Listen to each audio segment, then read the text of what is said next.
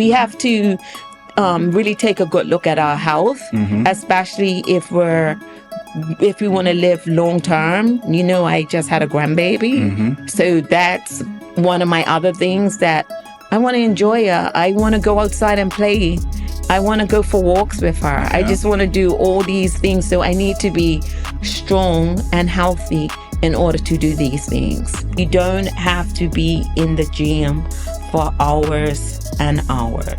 You only go 30 minutes twice a week, but when you got the right person training you, you get a complete workout, and you can feel that you get a complete workout.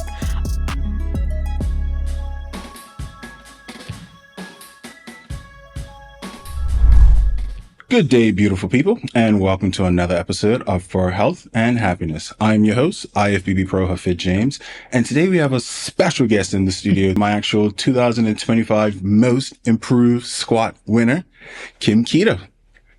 Hello, everyone. How are you feeling today? Great. Well, what we want to do today is actually just talk about you and your journey. I love your journey, and I think one of the things I love about your health and fitness journey is most people would get a trainer when they want to start their health and fitness journey. Your journey started before we ever met. So I would like to know just a little bit more about that. Like, what made you want to start to think about your health differently? What did you do? What was your results from that? Well, I started to be borderline diabetic, and my doctor was like, we have to get this under control.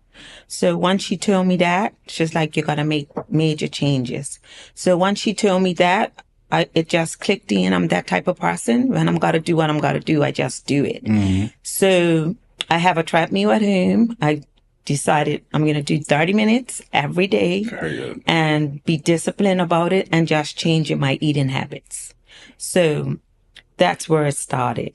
And how long did that journey take before you started with me? About 6 months to a year. I was just on the treadmill, and I did a lot of research on social media, how to start. And as a woman, I've learned that 30 minutes a day is all you need to start with. And if you can't do 30 minutes, just do 10 minutes just to get your body going again. And one of the reasons I love that so much is there's a lot of people when they want to start their health and fitness journey, they think they have to go all in. It's got to be balls to the wall, trainer, got to get the gimmicks, the protein powder, they got to do the HIIT cardio. Your approach is the approach I would have most people do. Just start with what you know you can handle and then slowly build out. And like you said, you were doing your own research, you were doing your own stuff, and then you were just seeing how your body was kind of being affected by it. And I think that by itself is something that a lot of people can take away from just your journey. It does not need to be all or nothing to start. The best thing is just to start and then kind of see what goes from there. Now, what made you seek me out, or what made you look for a personal trainer? I knew that eventually from losing all the weight, I had to turn up. And my doctor's like, she encouraged me. She's like, okay, you need to do some strength training. She's like, you don't have to be lifting 100-pound weights, but you have to do some strength training so your body could firm up. So that's where I did started to seek a trainer. I was training with somewhere else before you, but a personal friend of mine had recommended you, and that's how I got in with you. Okay, well, I'm very glad for that friend that recommended. And I think it's very important just to even talking about like muscle as you age. Muscle is important all the time. The more muscle you have, the better your body works on so many different levels. Even if you're talking about when you were dealing with your becoming pre-diabetic, the more muscle mass you can acquire, the better your body knows how to handle carbs, the more calories you're burning, even when you're doing nothing. And even as you age, you start to lose muscle at a certain point. The more you focus on your health, you can kind of push that back and prevent it. But starting earlier, the better, I think. And we've kind of even seen the difference in your journey on I wouldn't say your age, but you are seasoned and you came in and you've seen progress in the gym at your age. Kind of tell us about, some of the results you've noticed in the gym. Some results are not just feeling stronger, but it's the mental side of it as well. It just giving me more energy physically and mentally. When I say mentally, it gives me encouragement. Oh, get out of the bed. Do what you got to do. Like, you can't be set back. Once you started it, you got to just keep doing it. But it's definitely energy, because I'm a hairstylist and I stand up every day. So the energy has just been amazing. That's good. Yeah, I could feel the difference in my body. That's good. What would you say is your why for coming to the gym? Basically that, I'm just tapped into my health. Like, we have to understand that our health is wealth. So if we're not going to be healthy and keep running to the doctor, why not run to Hafid and let him show us how to keep our body healthy? Like, we just need to be healthy. It's just the little things. We have to really take a good look at our health, especially if we want to live long term. I just had a grandbaby. So that's one of my other things that I want to enjoy her. I want to go outside and play. I want to go for walks with her. I just want to do all these things. So I need to be strong and healthy in order to do these things. Sometimes people think the gym is just for weight loss. And if you're going to the gym, you should be trying to lose weight or you're trying to put on an enormous amount of muscle. And I just think the way I like to brand what I do is I'm just looking for ways to improve your quality of life. Yes. You had mentioned your endurance, which I think is excellent. And we're seeing it. The amount of jump squats and burpees and everything else I have you do now. And I'm still pushing you. Every time you start to look comfortable, I increase it or I make it lower or I make you jump higher. And this is what we kind of want, just to always challenge the body safely. If you are always progressing forward, it's hard to slip back. I want to bring up some of the other benefits, which I loved about your journey. And this is one of the reasons I think people should be going to the gym. Your mobility improvement was tremendous. Now, again, when you're thinking of as you age, you do not want to be in a place where you're falling down or you can't move. You start feeling stiff and tight. We saw some muscle imbalances during our assessment, which we kind of honed in on, focused on. I'll let you guys know with this video, we have a complimentary video where we go deeper into her mobility exercises, the why, and we'll actually do a follow along so you guys can join us as well. But we've seen a tremendous improvement in your squat mobility, in your glute strength, and your glute strength, especially when you're thinking of your hip abductors. That's going to do a lot to do with protecting your back, protecting your knees. Your core strength has improved. So for me, and the one thing I annoy all my clients about, the way we move inside of the gym is the same way we move outside of the gym. Most people hurt themselves, not in the gym, it's just from their movement patterns, but it just happens for so long they don't feel it that after a while they think, oh, it's my age, which is why I feel it. No, it's not your age. It's the accumulation of what you've been doing. So even now, you've been able to reverse the way you moved, improve certain imbalances, and you've seen the improvement in your squat mobility. You've also seen the improvement. I think a huge thing with you was you were having back pain. And I didn't know that I had back issues until I entered the gym. And that to me was crazy. Kind of talk about just your experience, especially with the back pain before, and we can go into detail more of just some of the stuff we did to help improve it and how you feel now. Before I came to you and was in the gym, I didn't really realize that I had a back issue until I started moving, and you were showing me how to move my body in the right directions and not just going in the gym and just lifting weights. That is when, like, just doing weights. I know a lot of people just say, oh, I'm going to go to the gym. I'm not going to have a trainer. But I've learned when you do things the correct way, it also helps you to correct issues within your body that, like I said, I didn't know that I had that issue going on until I came to you. Yeah, I think sometimes people just think it's the normal way of living. They just get used to it. One of the things I would hear often, people would feel certain things in the back, like, well, it doesn't hurt. It feels nice, and they'll stretch it. please don't do that. You're making the problem worse. Long term, the problem's going to be worse. We're always thinking, they always say movement is medicine. We're thinking pain-free movement is medicine. Yeah. So we're always just looking for, okay, if you're feeling a pain, let's try and figure out where the pain's coming from, and then we'll deal with it. For you in particular, a lot of it was coming from just general core strength. We dealt with that by dealing with the McGill Big Three. For anyone that's not familiar with that, it's a curl up, bird dog, and a side plank. We did some other direct core stuff as well, and we saw a drastic improvement in your back. I think the other thing that we didn't even realize, and I think this is where important, just understanding that we're a partnership, we're a team. Your back was getting better, but you were still feeling it a little bit. And I don't know if you remember, we had a conversation and we were just talking about your sleeping pattern. Yep. And then we realized, okay, we're dealt with a big problem where your core was the issue. We strengthened the core, but you were putting your back in a certain place where overnight, every night was kind of like in a stress position. Yes. Yeah.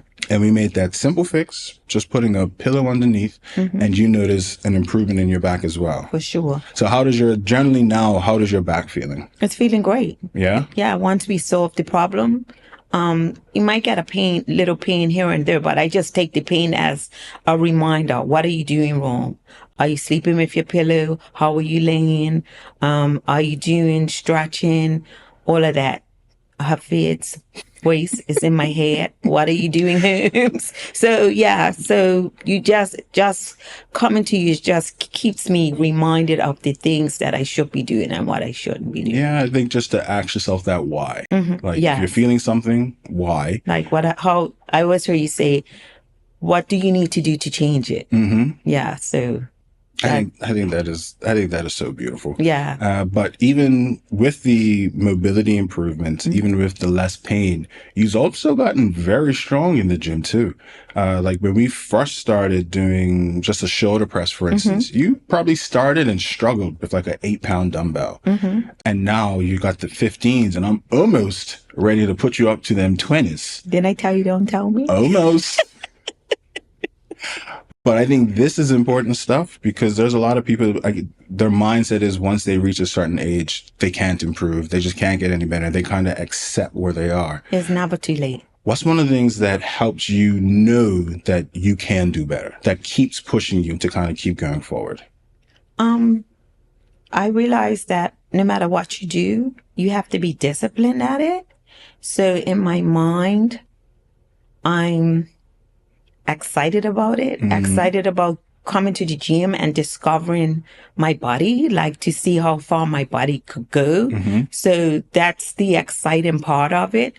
Once you start going to the gym and you have the right direction, for me, that's excitement. Like it's like adrenaline rush. And I don't want it to be an adrenaline rush where it stops.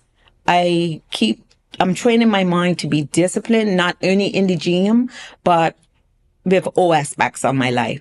So I think the gym is teaching me that discipline be disciplined, and then you're more successful when you're disciplined. That's beautiful. So I think that's a great thing. So one of the other things I wanted to know was, so you mentioned discipline. How else has some of the stuff in the gym, mentally or physically, impacted your life outside of the gym? Just being more organized. The nutrition part of it, is helping me to be disciplined in how I eat. I learned that when you exercise, because we get into, no carbs, no this, no that. But when you exercise, it's teaching me to have a well-balanced meal. So it's a lot of aspects where you learn to get in control of your discipline in your own life. Absolutely. Like getting up, being routine, packing the bag before you go to the gym. So yeah, it's just not only physically, but mentally, it's teaching me how to be disciplined in a lot of ways. I think through that discipline is where people get results. Yes. It's not just you showing up once or twice. It's again, like you said, that consistency, that preparing, that, figuring out, okay, what's the best thing for me to eat before? And again, just going off of whatever works best for you. What do I need to have after? Because usually when I talk to you, you're already thinking about, okay, I'm working out. What I got to have for dinner? Because I know when I eat and go right to sleep. Yeah, because I'm a foodie. So I'm definitely a foodie. So mentally, I prepare myself.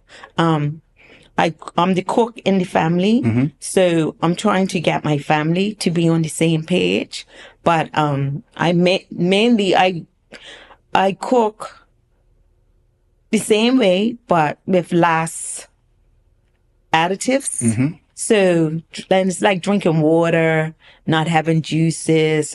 All of those different things are just teaching me how to be, the gym is teaching me to be disciplined. I think before I just go and eat certain things and do certain things. Yeah, because the beautiful thing about health and why I love talking about it is they all kind of work together. Yes. The healthier you are, the better results you're going to have in the gym because your body knows how to function optimally. So the gym has a lot of benefits when you're thinking of how your body absorbs foods. Again, I want to speak directly to certain older women. When you're going in that menopausal state, you want to have more muscle. You don't want to be you want to do cardio. Cardio is great, but you want to be in the gym to build muscle. Yes. Muscle is so important for so many different things.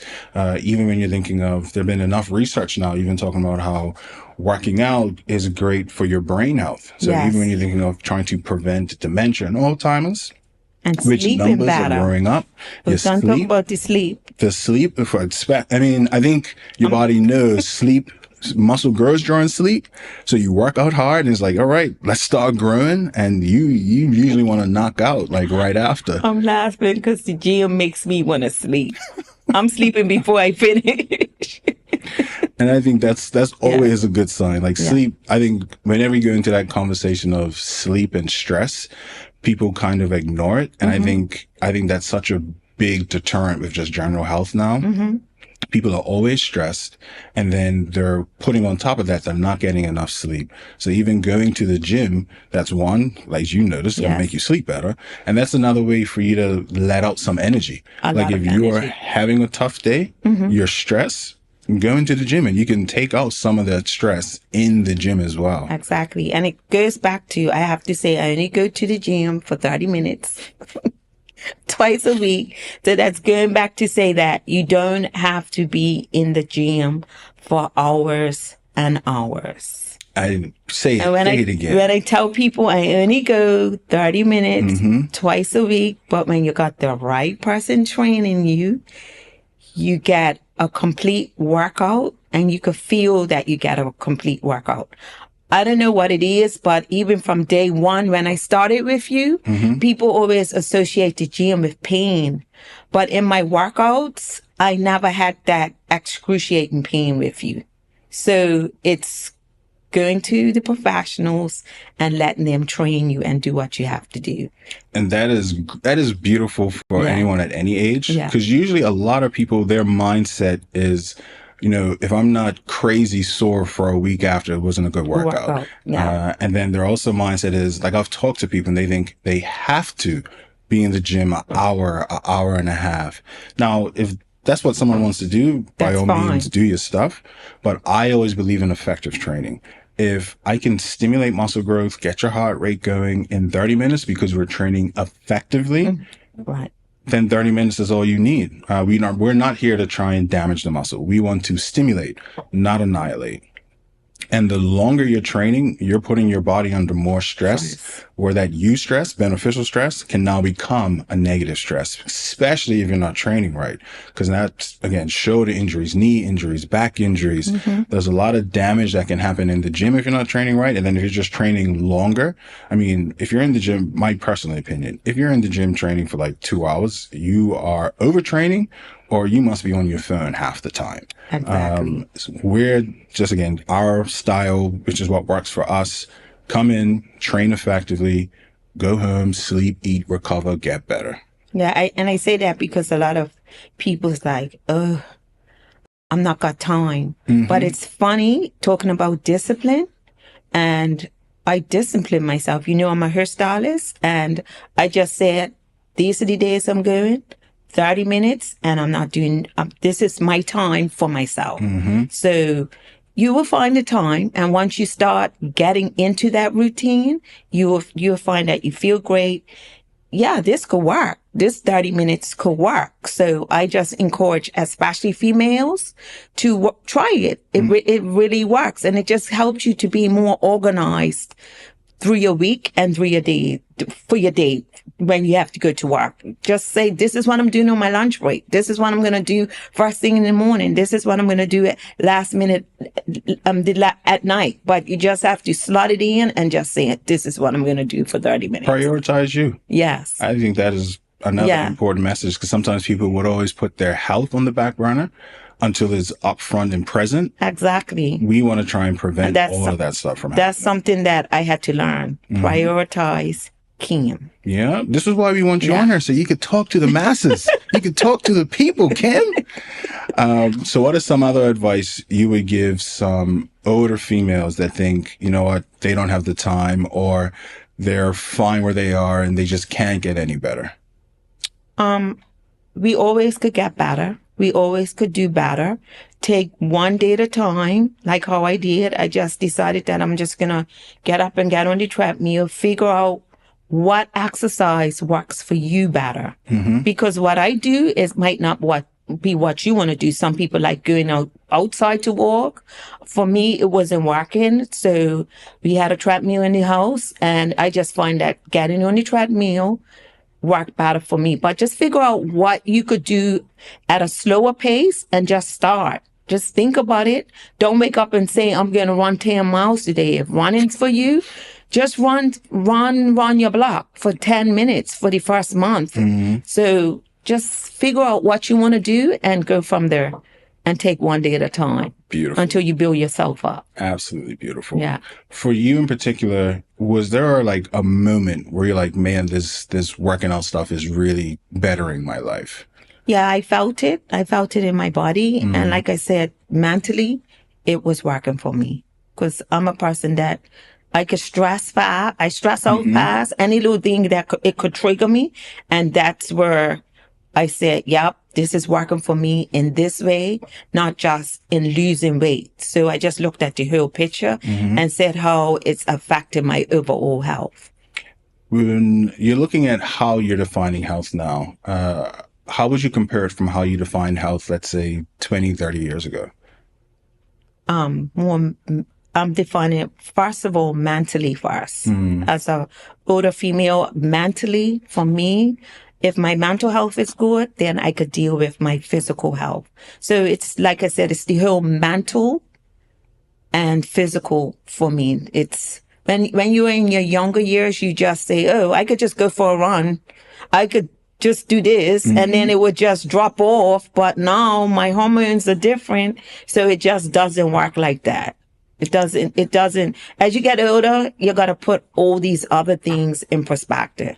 And I think the way your mindset is now, one of the messages I always try and get across, and it's usually harder, is if you would have had that same mindset when you were younger. Because yes, people just look at, well, I'm younger, I'm skinny, I don't have to worry about this stuff. But just look at the statistics now. There's more younger and younger people getting bigger, faster, younger, getting high blood pressure problems younger, obesity younger, diabetes younger. But if they were to have the mindset you had now, where, okay, let me go to the gym, not just for a look, but for the mental health, the mobility, the general health. Let me think of my hormonal health. Let me think of my metabolic health. If they would have had this mindset younger, then they wouldn't have to go through so much of the stuff a lot of people's got to go through now. So I think that's a very important message. Even for the young people, people think Instagram and TikTok is bad, but I believe in what you put in, you get out. So I'm going to honestly say TikTok has showed me a lot. I just type in what I want to do or whatever question I want, and it's all on there. I'm not saying that everybody on there is giving you the right advice. That's why we have trainers and doctors you could go and ask questions, but just go in there and ask it whatever and just see what pops up. You'll be surprised the different things, like for cooking. Everybody knows I'm a cook. Just that balanced meal. Sometimes you think, like you said earlier, because I'm losing weight, I'm going to go and buy all this stuff. But as you tell me, just keep it clean. And, you're not going to be trying all these fancy meals, just keep it basic and clean. But that's how I got to start to with deciding on my health. I just typed in whatever I was thinking, and then it just showed me different things on how it feels hard, but it's not really hard. I think sometimes we overthink it, and really it's not that hard. Just start with just start small. Yeah, I would expand a little bit with the social media stuff, because there's a lot of information. Sometimes there's too much information. Yeah. So I definitely think social media is great for the cooking stuff. But I think it goes back to your why. Because your why was, I'm just trying to be healthier. But if what can happen and what I try to avoid is when people just think health is just a look, and they just see someone with a six-pack, was like, well, okay, this person must know what they're doing, so let me listen to whatever crazy advice they're giving me. But as you even stated, all right, let me hear what this person's saying, but then I have other references I can kind of put together and see. So don't just take like one person's information, unless you are following this person's plan or something like that. See what's out there, see what works best for you. But I think for me, my definition of health is always the process of becoming whole and balanced. Yes. Once whatever you're doing has something to do with making your body, your hormones, your nutrients balanced and whole, by all means, it can be that bad for you. Exactly. So you're here now. I want to know, what does your health journey look like for like the next 5-10 years? Where do you see yourself? What does Kim want to be in the health and fitness world? Basically, I just want to be consistent in the gym. I don't want it to be and for this year. And everybody that knows me, I tell them, I'm sorry, but I have to go to a field for the rest of my life. I have to put it like that, because that's what keeps me coming. Even with all the cut eyes? Yes. Let me tell you guys, I've never had this before. I've never had anyone cut their eyes at me with their eyes closed. I've never had it before. Kim was definitely the first. But continue. No, but yeah, I'm looking at it long term versus short term. So me looking at it long term, it would just help me to be more consistent.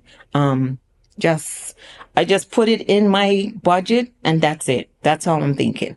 That's beautiful. Yeah. So that just helps me to be consistent and to keep going. Yeah. It's not just about living long, because people are living longer, but they're not living with a great quality of life. Exactly. You want to make sure the quality of life is there. Your mobility, your strength, your energy, your mood. I think that's a beautiful way to end this segment. Yeah. Guys, thank you very much for joining us on this interview with the great Kim Keita. Like I said, there will be a complimentary one where we do go through a follow along with her corrective exercises. Hopefully that can help you. And until next time, be happy, be healthy.